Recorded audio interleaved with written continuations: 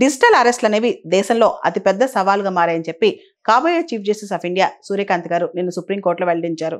అంతేకాదు ఈ మధ్య కాలంలో డిజిటల్ అరెస్ట్లో దాదాపు 3,000 కోట్ల రూపాయలు జనం నష్టపోయారని చెప్పి, ముఖ్యంగా ఫ్రాడ్స్టర్స్ ఎవరైతే ఉన్నారో, ఎవరైతే మోసగాళ్ళు ఉన్నారో వాళ్ళ చేతుల్లో ఎక్కువగా ప్రధానంగా మనం చూస్తే కనుక ఎల్డర్లీ పాపులేషన్, వృద్ధులు ఎక్కువ మంది, ఏజ్డ్ పాపులేషన్ ఎక్కువ మంది వాళ్ళ చేతిలో బలైపోతున్నారని చెప్పి కూడా సుప్రీంకోర్టు వ్యాఖ్యానించింది.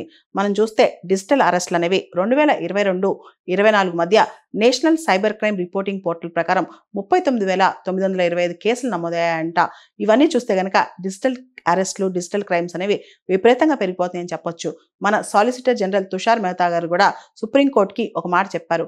డిజిటల్ అరెస్టులు అనేవి ఒక స్కామ్ కాంపౌండ్స్ నుంచి జనరేట్ అవుతున్నాయి, లార్జ్ స్కేల్లో పెద్ద పెద్ద నెట్వర్కింగ్ ద్వారా ఇవి ఆపరేట్ అవుతున్నాయని చెప్పారనమాట.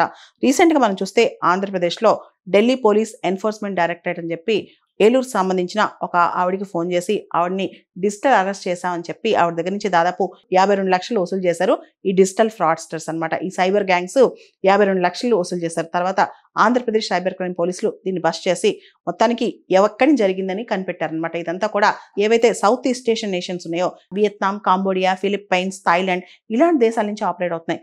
ఆంధ్రప్రదేశ్లోని ఏలూరుకు సంబంధించిన కేసు ఏదైతే ఏపీ సైబర్ క్రైమ్ పోలీసులు బస్ట్ చేశారో ఆ కేసు సంబంధించి కాంబోడియా నుంచి ఆ ఫ్రాడ్స్టర్స్ ఆపరేట్ చేశారంట.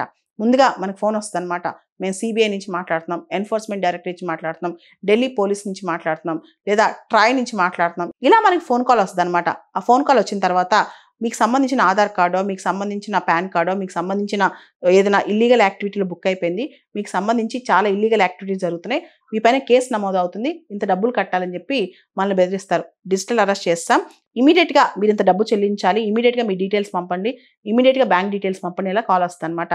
మనం నిజమే నమ్మేసి భయపడిపోతాం. చాలా వరకు ఏజ్డ్ పీపుల్ ఎవరైతే ఉన్నారో వాళ్ళు జాగ్రత్తగా, పెన్షనర్స్ ఎవరైతే ఉన్నారో వాళ్ళు దాచిపెట్టిన డబ్బులన్నీ కూడా ఇలా పంపించేస్తున్నారు అనమాట. అది కూడా చాలా మంది చదువుకున్న వాళ్ళు కూడా ఇలా గవర్నమెంట్ ఏజెన్సీస్ మనకు ఫోన్ చేసి డబ్బులు అడగో, డిజిటల్ అరెస్ట్ అనే కాన్సెప్టే మన దగ్గర లేదు అని తెలిసి కూడా నమ్మేస్తారు, అంత భయపడిపోతారనమాట.